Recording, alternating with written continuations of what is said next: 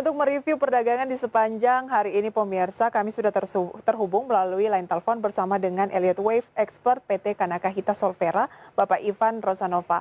Selamat sore Pak Ivan. Selamat sore Mbak Lisa. Apa kabar Pak Ivan? Baik, Mbak. Iya, terima kasih banyak sudah meluangkan waktu untuk berbincang bersama saya di studio dan juga memberikan analisis rekomendasi untuk pemirsa IDX Second Session Closing dimanapun berada, gitu ya.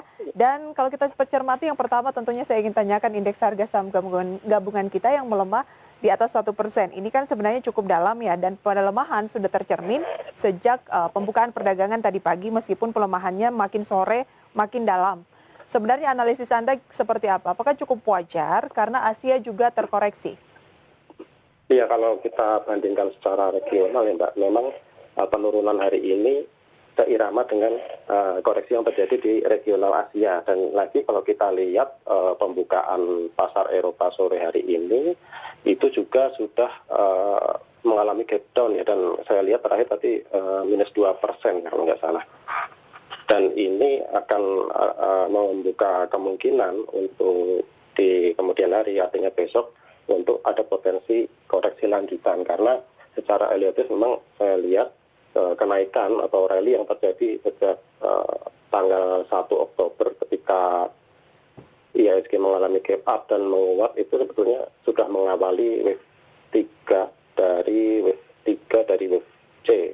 Wave C ini arahnya naik dan wave 3 ini irama atau searah dengan wave C, sehingga kenaikan ini memang sudah cukup tinggi dan koreksi yang terjadi memang wajar. Dan kalau kita lihat secara teknikal dasar, kita lihat memang ada fraktal di level 5187 yang masih gagal tembus 187. Oke, 5.187. Nah, hari ini tertinggi di 5182, artinya mendekati level tersebut ternyata terjadi aksi profit taking yang memang seirama dengan penurunan yang terjadi di pasar regional seperti itu.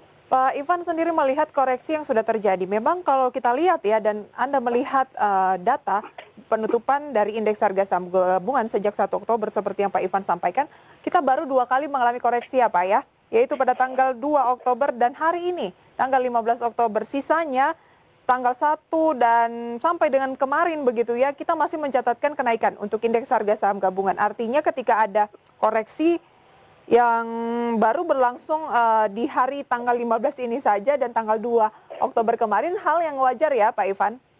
Iya, seharusnya ini tidak perlu membuat investor atau trader takut ya.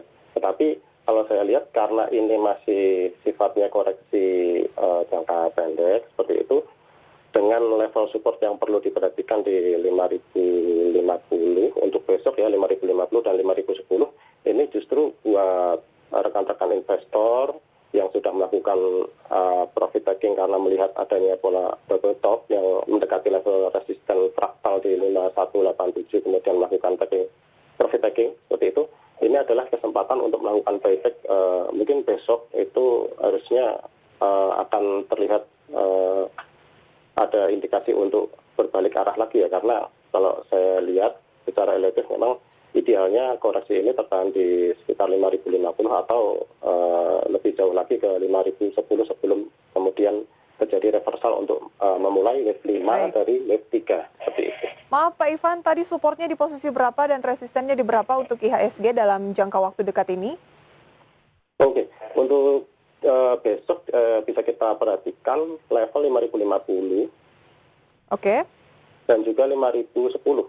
Untuk 5.010. dua level support ini, ya. Range-nya di posisi itu ya, 5.050 dan 5.000, sekarang memang masih 5.100-an. Itu adalah support, ya, 5.050 sampai 5.010. Resistennya sendiri? Ya, untuk resistennya saya lihat untuk IHSG ke depan kalau sudah selesai membentuk wave 4, itu target penguatan nanti ada di 5.210 untuk target wave 5 atau lebih jauh lagi ke 5.230 di sekitar level tersebut. Oke, 5.220 sampai dengan 5.210 sampai 5.230. Oke, 5.210 sampai 5.230. Agak sempit ya? Iya, kalau IHSG besok mengalami koreksi ke 5.050, mestinya cukup lumayan ya untuk naiknya ya. Oke. Ya, untuk profit profit taking kembali. Dan sifatnya memang posisinya lebih saya sarankan untuk trading saja. Sementara kalau untuk investasi memang menunggu ada koreksi berikutnya seperti itu. Baik, kita ke listed companies update kami pada sore hari ini. Kita simak tadi dan sudah saya sampaikan data-datanya, pergerakannya harian, kemudian juga year to date, sampai dengan valuasinya begitu ya. Adalah PT Krakatau Steel Persero Tbk. KRAS tadi sempat mengalami penguatan yang cukup signifikan dan hari ini ditutup naik 2,2%. Mencermati pergerakan dari emiten KRAS ini seberapa menarik menurut Pak Ivan?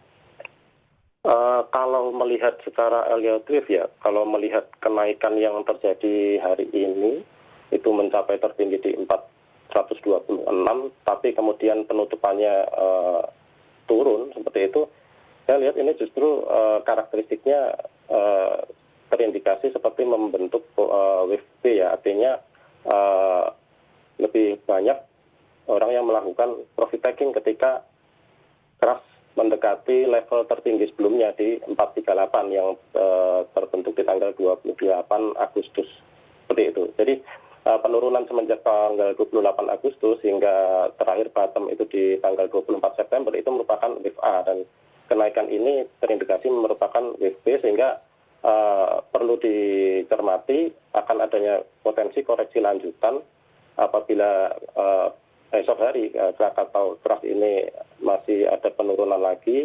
Itu perlu dicermati untuk faktor berikutnya di level cukup ada di 320. 320. Ini kalau tembus maka ada peluang untuk kembali turun, dan target koreksi idealnya sih untuk C dari WP artinya menyelesaikan koreksi ABC secara keseluruhan itu ada di 244, sehingga ini koreksinya akan cukup dalam jika ternyata memang KRAS mengalami koreksi lanjutan di WC seperti itu. Oke, berarti potensinya masih akan tertekan ya untuk KRAS, tidak disarankan bagi yang baru ingin melakukan akumulasi, begitu Pak Ivan? Iya, karena harganya sudah relatif tinggi ya. Kalau untuk akumulasi sekarang memang sudah cukup terlambat ya, kecuali kalau untuk posisi trading, dan harus hati-hati untuk di saham yang bervolatilitas tinggi, termasuk saat ini memang posisinya KRAS memang volatilitasnya memang cukup tinggi saat ini ya. Lain halnya dengan ketika di bulan April kemarin, ketika kenaikan masih sifatnya terbatas. Kalau kita berbicara targetnya di posisi berapa? Ataupun resisten? Oh, oke. Untuk resisten esok hari bisa dicermati di level 386. Baik. Kemudian 394. Baik. Dan selanjutnya di level 400 ya, ini level-level yang bisa mungkin buat rekan-rekan yang masih memegang sahamnya mungkin memutuskan tidak melakukan profit taking, bisa diperhatikan level-level tersebut. Level-level krusial ya? Oke, 386, 394, 400. Itu adalah tahapan-tahapan resisten terdekat dari emiten KRAS, tapi bagi yang ingin melakukan pembelian, tunggu dulu karena koreksinya kemungkinan akan cukup dalam. Baik, kita beralih ke pertanyaan yang masuk melalui WhatsApp interaktif, Pak Ivan. Saya mulai yang pertama, ini ada cukup banyak. Kita ke pertanyaan yang masuk dari Pak Yudi di Bekasi. Selamat sore.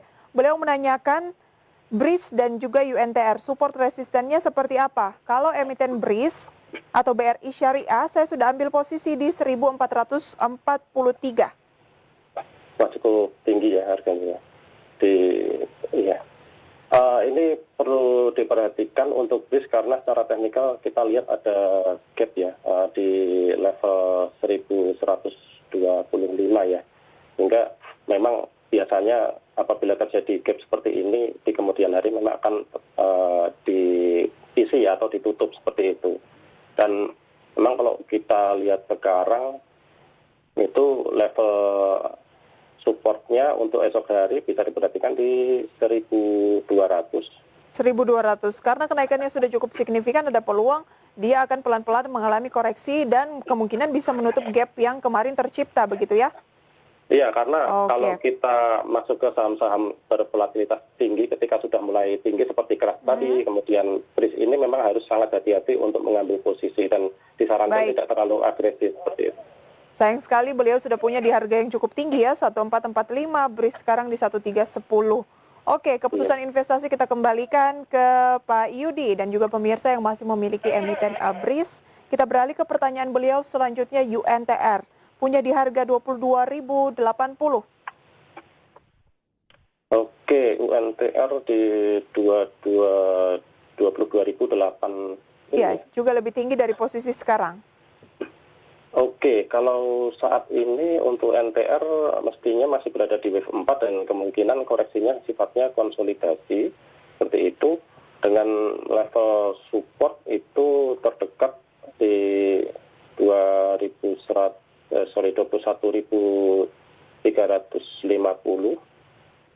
itu support pertama. Baik. Kemudian support keduanya ada di 20.625. Hmm. Dan ini ada kemungkinan, ada peluang untuk UNTR membentuk pola koreksi yang kompleks ya, antara membentuk pola triangle atau pola koreksi kompleks yang lain. Tetapi Oke. untuk arahnya ke depan masih ada kemungkinan untuk menguat lagi, sehingga untuk melakukan akumulasi masih bisa saya sarankan kalau di UNTR. Kalau sudah punya, tadi lebih baik di hold dulu. Ya, apabila sudah punya bisa di hold, kemudian jika memang posisinya masih belum full atau masih sebagian parsial, bisa melakukan penambahan posisi di level support yang saya sampaikan. 21.350 dan 20.625. Iya, di dua level tersebut bisa dijadikan acuan untuk melakukan akumulasi kembali. Oke. Selanjutnya kita ke pertanyaan berikutnya, Pak Ivan. Ini dari Jember, ada Ibu Dita. Selamat sore. Rekomendasi jangka panjang untuk Unilever, kemudian ICBP dan Indofood bisa masuk di level-level berapa, Pak Ivan? Mana yang lebih menarik dari ketiga saham ini menurut Pak Ivan? Unilever, Antara ICBP, Indofood. Unilever, ICBP sama Indofood ya. Kalau Untuk saya lihat, jangka panjang. oke, untuk jangka panjang Unilever menarik karena saat ini harusnya dia masih berada di WP ya. Memang konsolidasinya cukup panjang sejak bulan Mei kemarin. Tapi mestinya ketika Unilever sudah break fraktal, mungkin di fraktal pertama itu ada di 8.450, maka ada kemungkinan untuk Unilever menguat secara agresif. Ini untuk investasi memang masih cukup menarik ya kalau untuk Unilever. Target terdekat 8.450 tadi. Untuk level konfirmasinya di level tersebut, sementara kalau untuk target penguatannya mungkin untuk investasi bisa diperhatikan level kenaikan lanjutan ke masih cukup jauh, mungkin di 9250 jika fraktal tertembus. Belinya pun Potensinya akan menguat. Pak Ivan, belinya pun bisa di level sekarang ya, karena ini untuk jangka panjang. Aman lah ya, 7925. Iya, kalau untuk saat ini memang perlu kalau dilihat dari support ya di 8.000, terendah itu di 7.750, itu untuk saat ini masih menarik untuk mulai melakukan akumulasi. Baik, itu dia rekomendasi untuk Ibu Dita dari Unilever, ICBP, Indofood. Unilever lebih di-highlight oleh Pak Ivan ya. Iya. Oke, kita lanjutkan nanti dengan saham pilihan dari Pak Ivan apa saja. Kita jeda terlebih dahulu pemirsa, kami segera kembali.